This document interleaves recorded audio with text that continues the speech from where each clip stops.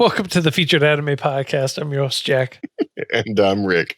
And today we're talking about Tokyo Ghoul technically season 1 and 2. No. Are you sure it's not 3 and 4? See, Tokyo Ghoul season 1, Tokyo Ghoul season 2. Because technically, it's its own entity, as if that's not confusing enough. So season 1 came out in 2018, April, ran all the way through June 2018, and season 2 of Tokyo Ghoul ran from October 2018 through December 2018. I made the mistake of thinking it was all 24 episodes for one season, because that's how it was served to me via Funimation. Yeah. So I made that assumption and I've ran with it. And scared me the last 2 days. Hey, did you watch all 24 episodes? I'm sorry, one more time? 24? Yeah, 24. I was under the impression it was about half that. No, okay. I mean, like, that was your opportunity to say, no, it's only 12. Well, I assumed you were right. And I'm like, you know what? Maybe I just made a mistake. I'm the idiot here. No. I was the one that was wrong. No, you just liked it so much. You're like, I'm going to trick him. We're going to do the entire thing today. Yeah. Oh, yeah. Yeah, I totally killed myself for no reason. I was under the impression it was 12. And then by the time I finished 12, I was like, episode 13. I was like, oh, shit. Here we are, Friday night. Oh, man. So, yeah. The genres for it are action, psychological, supernatural, mystery, drama, horror, and Seinen, and that goes for both of them. And the studio for them is Studio Pierrot Plus, and then Marvelous and TC Entertainment for their producers. Mm-hmm. It's also has the same director, so it's the same people, same everything all the way across. Thank God for that. So there was really no change, just in the fact that one was a little bit more tame. Season 1 was definitely a lot more tame than season 2. Season 1 was, yes, tame. However, I felt like season 1 was a bit more convoluted, I guess. It gave me way more answers than it answered. And I don't feel like it ever was completely resolved. They assumed that we would go along with it, I guess. I mean, like, that's kind of how it was portrayed to me. So you have Hase, who is obviously, when you're watching it, Kaneki Ken, who just happened to lose his mind or his memories. And they never explicitly say or show how it's done. They kind of like give you like glimpses of a fight, but that's about it. There's like no real clarification on it. And so I actually have a little point to that. Later on, you see Kaneki and the One-Eyed King, eventually, as he's come to know, or the White Reaper, as they know him, fighting. And his, I forget what they're called. His weapon pierces his forehead. Right. And so I thought maybe that was what was his mind-changing thing. Right. And that's what I was thinking too, but it showed it in a way that it was more along the lines of them sparring or something like that. And okay. And it wasn't done at the point to where he was giving himself up, which is when I would assume that trauma would have taken place. That early in his life, I can see. That makes sense. What's really interesting is you don't know the full length of time that actually passes in between Tokyo Ghoul that annoyed me so hard. And Tokyo Re. They reference it, and you can tell it's been years. And if you watch the end of Tokyo Ghoul or season 2, Tokyo Ghoul season 2, however you want to classify it, you know time has gone by, and you know that it's been at least 4 or 5 years or at least 5 years. And I think they've referenced 5 years a couple of times. They referenced, if memory serves, in episode 1, they referenced 5 years 2 times, and they referenced 2 years only 1 time. Right. And the reason why I say, and I'm pretty sure it's the 5-year mark, and I'm not sure why the 2-year mark was referenced, is because Toka is now in charge of her cafe, and you see that at the end of Tokyo Rude, or the second season of Tokyo Ghoul. You see her much older, more mature, and hair still in her face. Yeah, but running her own cafe. Yeah, she like took over ownership. Different spot, different cafe, but basically. One of the other things too, and I'll probably have to read the manga to get this clarification, is they showed the manager alive at the end of Tokyo Ghoul Rude, but at no point was he ever referenced, talked to, or anything like that in these 2 seasons. I feel like he died. I feel like he did pass on, and there was no saving him essentially. So why need to reference him except when you're talking about his child? Now, I know the answer, but did you ever think that his child was a boy? I thought they purposely left it ambiguous. Because it came up, I think it came up as ambiguous to shock people, to be like, no, it was a girl the entire time. And not just any girl, but the author that Kaneki likes. Kaneki? So, yeah. Kaneki, yeah. And I thought that was so cool how they fit everything in. You know what I mean?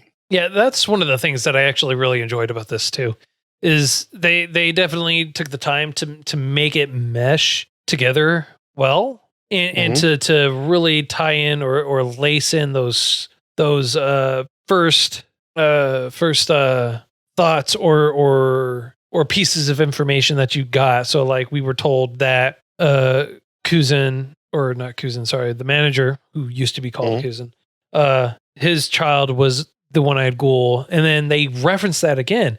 And I like that they referenced it again, except in greater detail, that Edo was actually a very rare case. And normally they're born human and they just age a lot faster and they have a little bit more than normal strength, and then that's it. The way I understood it is, if you have a candle, right? And let's say you were born from one parent being a ghoul and one parent being a human, and I was born just a regular human. We're both given a candle with the same amount of wax. Yours is just fatter with a faster fuse. So yours is more sturdy and stronger, whereas mine will last longer. So the ghouls that were born in that union, they aged much faster, but they were stronger. All of their abilities were enhanced. Yeah. That's actually a really great way to say it, because that's how it was spelled, with the exception of the manager's daughter, her being the rare exception to the rule. Yeah, and she's even super powerful ghoul. It makes you wonder, were they trying for an owl? Because most of the time what'll happen is at the very in the season 1, the shop owner was saying that you don't get a viable offspring, you get a corpse, which makes sense because he's talking about how much you would, how fast you would die. You'd have a much shorter lifespan. Didn't mention anything about being a super soldier. Perhaps this ruling faction was trying to mass manufacture super soldiers because they don't care about humans. Right.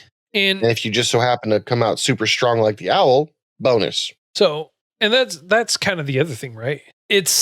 I think what's really, really unique or interesting is that they referenced it as a whole, and they kept referencing it. Not just the one-eyed ghouls, not just the points in between, but they referenced the creation of them, and they also tied in. So you have Nishio, I believe is his name. What's he look like? The guy with the glasses, very first beginning of episode. Oh yeah.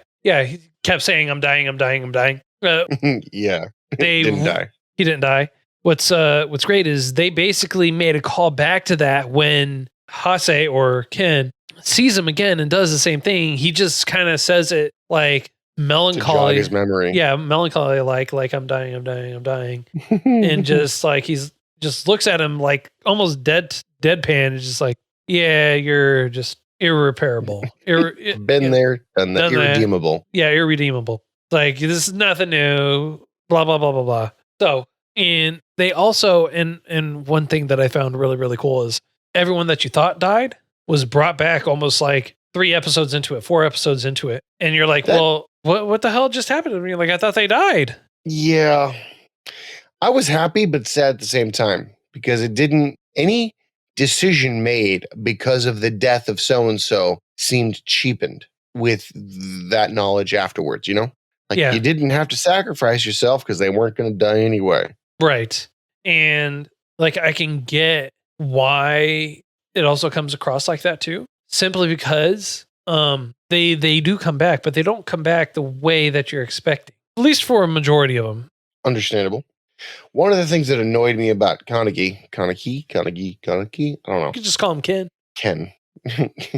No, I can't do that because all I can think of is Kenichi. Yeah, anyway, so the thing that annoyed me about Kaneki was his appearance kept changing. And the only other ghoul we knew of that was changing was the owl. He changed later in life. So with everyone changing now, it just seemed like it was, I don't know, a rite of passage, puberty, if you will. Like it made no sense. Right. And they kind of gave you the progression for his change too with his hair. So at the start of basically episode 1, his hair is white, but it has some brown. And as the series goes on, as the season goes on, it gets darker and darker and darker and darker and less white. And makes sense. By the time you're at the end of season 1 for Tokyo Ghoul Re, it is completely black and his personality changes. And you can see that there's like conflict in personality.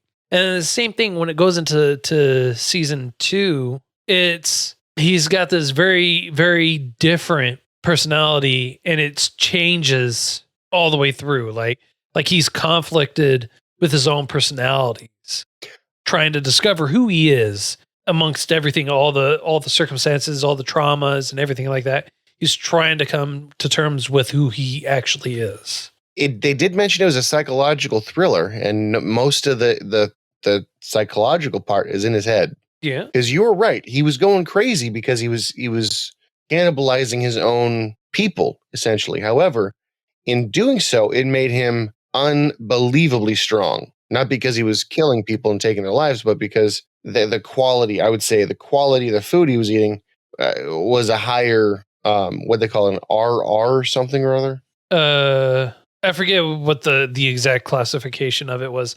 But what's interesting is that you find out that he's actually not the only one that's done this. And you find out one of the other characters, and they make the reference. I forget the name of it, but they reference it. So you lose your sanity, but you end up getting a lot of power in place of it. Too is what I'm basically getting from it, from what I understand. It was for the Anaguri tree. Basically, the guy that was there had that like weird red looking mask. He made that. They made the reference saying that he was that, which basically they were saying that that's what Kaneki was trying to become by eating other ghouls. Okay, I can understand the logic. Knowing what I know, that makes no sense. Right, but I understand the logic that you'd have to go through to achieve that. I'm just surprised with a team of what I could only imagine are experts that would fool you. You know what I mean? Yeah. Because the CCG is comprised of nothing but people who want to destroy ghouls. They research it. They fight, obviously.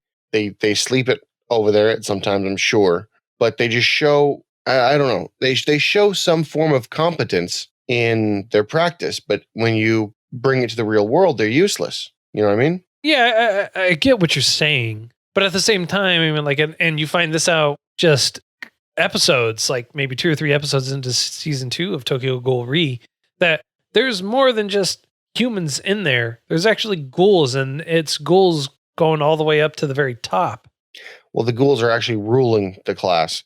The thing that kind of got me, it was the hypocrisy. They felt that the world wasn't, I don't know. They wanted to get rid of ghouls, but only the low class ones. They wanted to stay top of the line. And if you were related to me or if you were part of my family, you get to live, but everybody else must die because you're taking up valuable resources that I could be eating. Yeah.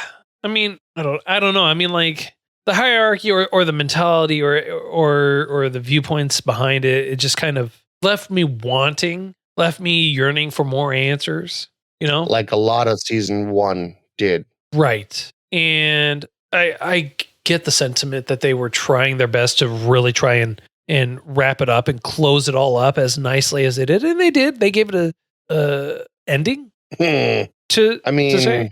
I mean, unsatisfactory as it was. I'll admit to it.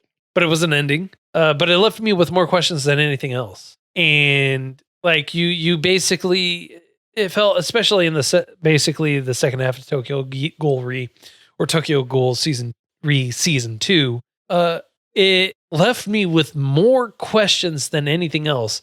So, it's like season 1 ends. It's like, all right, well, Ken basically is gone through another transformation. He's basically the one-eyed ghoul again type of thing. He's like very kind of emotionally dead, only more ruthless, more calculated, I would guess.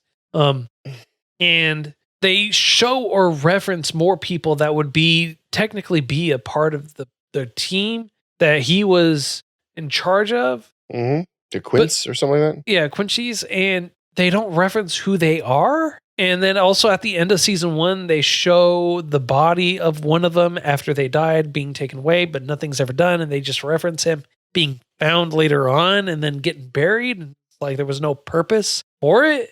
They don't talk about it. No. And it left me with more questions than anything else. And if anything, I mean, like, it did help show that you can basically, I'm going to use air quotes here, level up your basically your kunai, kagune, or whatever, your power. You can level it up and get it stronger. But see, that would indicate that the owl, the first one, the dude, when he was growing up through his life and his Quinque changed and whatnot, he was able to maintain that to be the owl later on. And then eventually somebody else became the owl and just dwarfed his ability. Right, because he didn't continue on to build it or anything like that. In season 3 and 4, I guess is what you call it, or season 1 and 2, they didn't seem like they kept naming a bunch of other ghouls as the owl. You know what I mean? And you're like, you can't have that many owls. Yeah, I get what you're saying. So like when they go, it's like they go to the island, which is like made this jump between Tokyo Ghoul season 1, Tokyo Ghoul Re season 2, all the more jarring is that they start referencing other people as owls or something like that, and then you see an entire wall of man-made ghouls all called owls. Yeah, but whose side was the doctor on? The doctor was on his own side, and the reason why I say that he was on his own side is because he basically the Aragiri tree or whatever. Mm-hmm. They basically didn't care. They just wanted an army of strong ghouls to be able to go out there and do their bidding, and he was being allowed to go through and do the experimentation to basically do that. And so like, it's like kind of like the ends justify the means for him. And he's basically, what is the term? Psychotic? Yeah, we'll go with that. Deranged? Yeah. But what's also interesting and going back to Nishi, I'm just going to call him Nishi because I can't remember his real name or anything else. Okay. The guy that's kept saying, I'm dying. Oh, yeah. His girlfriend goes to work with him from Tokyo Ghoul. She goes, and the reason why she does, and she says the reason why she does is because she wants to help people in general, but she also wanted to find a way to be able to make it so that way she could be with him because she does. She ultimately still loves him. Yeah, and it's frustrating. I keep saying I don't know, and it's because I genuinely don't. Season 1, I guess. That's gonna be so weird. Part 1 of season 3. I like that better. Part 1 of season 3 is just so convoluted and just so. I didn't like it at all. Like I told you this before. I got through like the first 5 episodes. 3. Yeah, I'm being generous at 5. I got through the first 3 episodes and just called it quits because the first 3 episodes, you don't know who Kanagi is. You just switched main characters and it sucked. And I was like, okay, maybe the time lapse, we're going to come across a super duper, dangerous person who happens to be Kanagi. And we had a discussion or dispute, if you will, of his friend dying or living at the very end. I felt like he lived. You felt like he died. And come to find out, ultimately he lived, but it was a combination of both, I feel, because what ends up happening is it just has to wear a mask and he's just deformed, you know? Right. You were right in that his friend was actually still alive.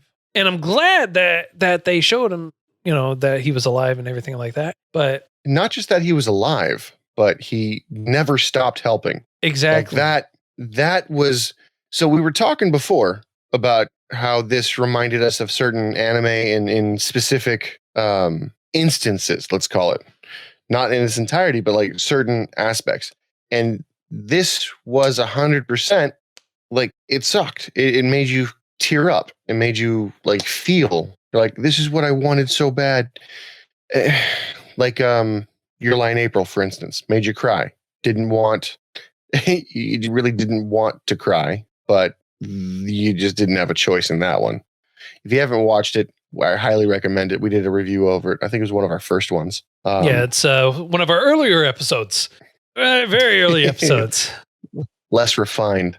Very. It was back when we were still called feudal. And instead of rating it 1 to 10 numbers, we rated FAPs. It was like in increments of 5 too. Yeah, so it was like 5, 2.5, 2 3/4. FAPs. So it was like all over the place. It was just so cringy.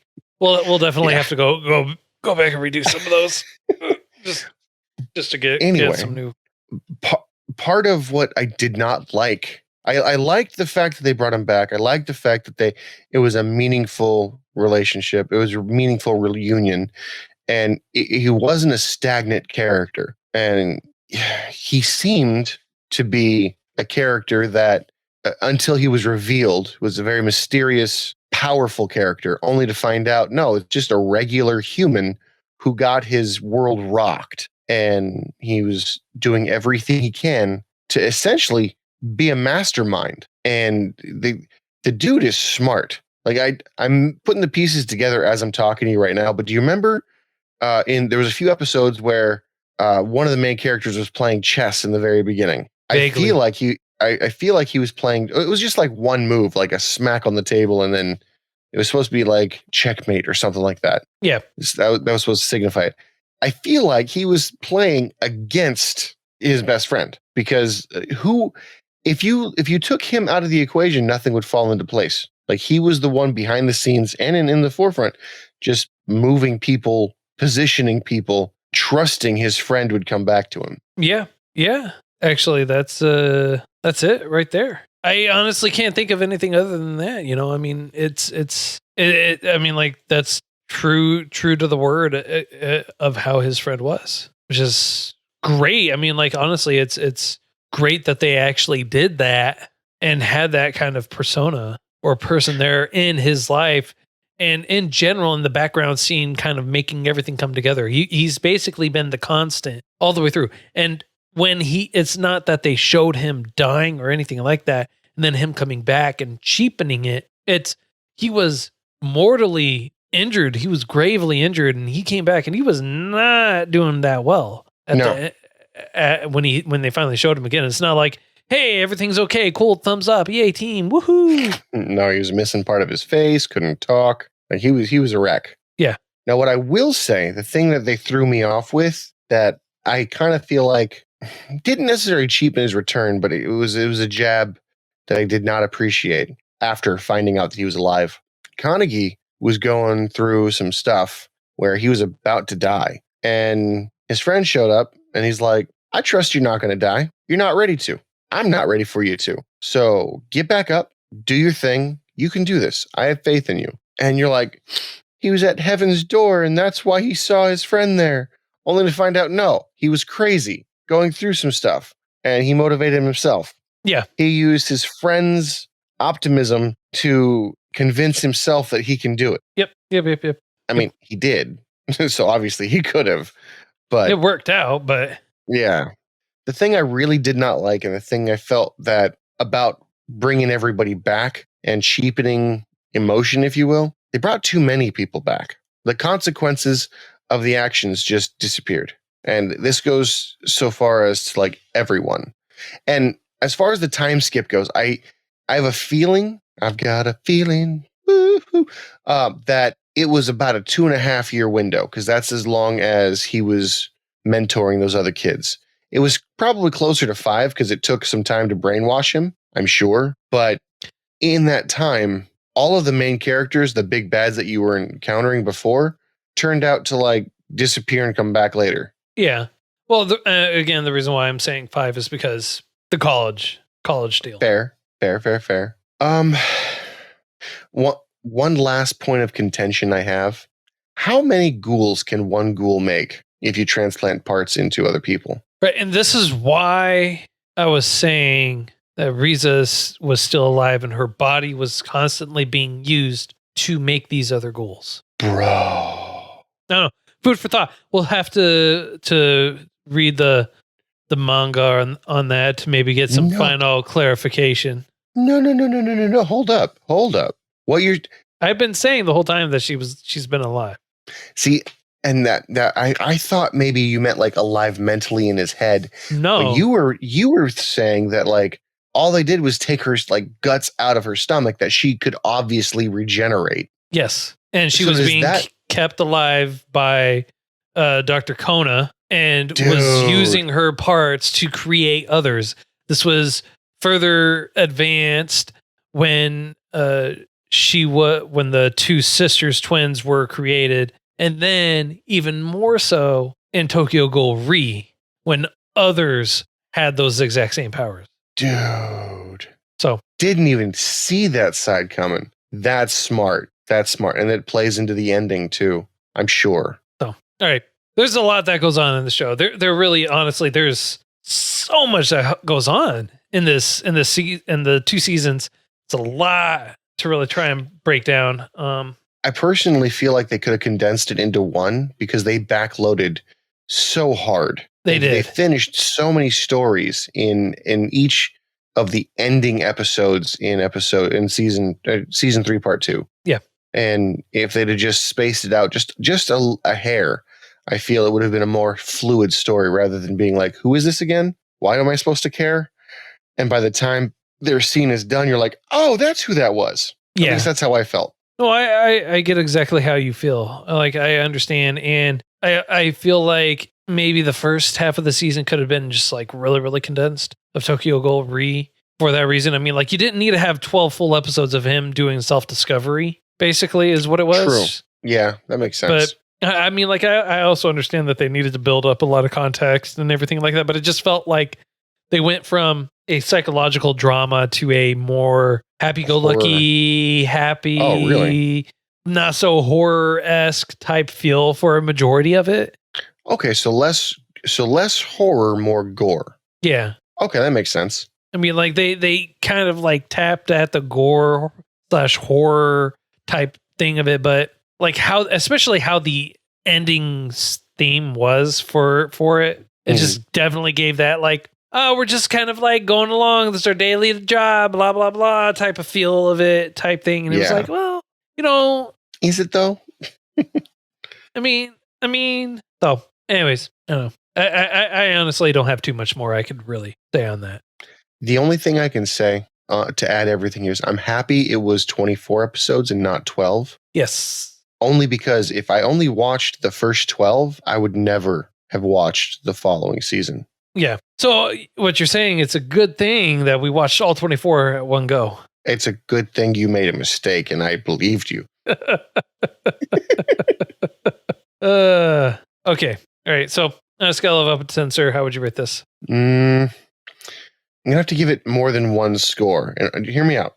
I'm going to give it an overall series score. Well, I was thinking that we could break up season 1, season 2 separately. So season 1, give that a score, and then season 2 a score. Because, I mean, like, they're basically 2 entirely different seasons. What would you score it as? Low. Super low. Maybe like a 4. Okay. And my reason for being a 4 is it did not feel, flow, or visually make me happy. Okay. Like, too many problems. no idea who the main character was. And the way that they did it before, he was a cold-blooded killer and they turned him into a kid. No. Yeah. So, yeah, no. So, season 3, part 1, I'm giving it like a 4. Season 3, part 2, standalones, I'm giving that one a 6 because the feel-good stuff happened there. Okay. Overall, I'm going to settle on a 5. I'm glad I watched it. Not going to rewatch it. Tokyo Ghoul season 1 of Tokyo Ghoul I'm also going to give that one a 4. And then Tokyo Ghoul season 2, I'm going to give that one a 5. Okay, why? The reason why I'm giving it a 5 is because I was left with a hell of a lot more questions than anything else. Like, what the hell what did I just watch? The ending just made me feel really used. It's like used. It's like, wait, what? And the insane breakneck speed, rapid progression for it just really. See, you call it progression. The way I saw it was rapid resolution. You know what I mean? It felt like they were just trying to close the story out. Do you disagree? Well, no. I mean, like they were trying to close it out for that. For obvious reasons. I mean, like they were done. Yeah. But I call it progression because there were like things like, let's introduce this. Now let's give this a resolution, or let's introduce this. By the way, guess what? Yeah, story to a side story to the main story. Right. And I didn't enjoy it. And also on top of that, it's like you had this weird conversation between Toka and Ken where she just like randomly asks him, "Hey, are you still a virgin?" It's like, what was the point of this? Like, and like goes, why? No. And then she goes, "I can help you with that if you need." Who said he needed help? Maybe it's his choice. Well, I don't think he's got other things on his mind. I think what she said is it's not I can help you with that, is I will let you if you want. It's like wink, wink. And no. I'm glad that they kind of reference like how you were looking at me when you came into the cafe is how you looked at Rize. Yeah.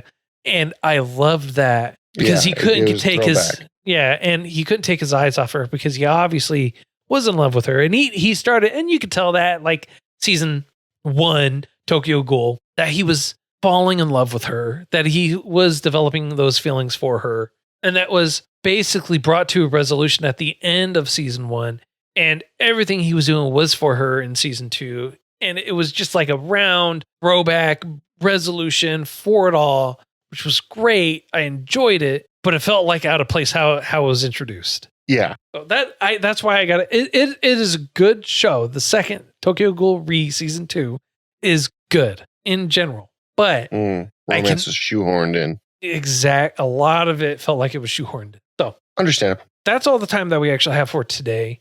If you enjoyed this week's choice, any other choices or anything like, oh, you know what? I'm sorry. Totally bypassed you, sir. What is your choice for next week? There is no show next week. Joke's on you. We just did 2 of them. I'm so sorry.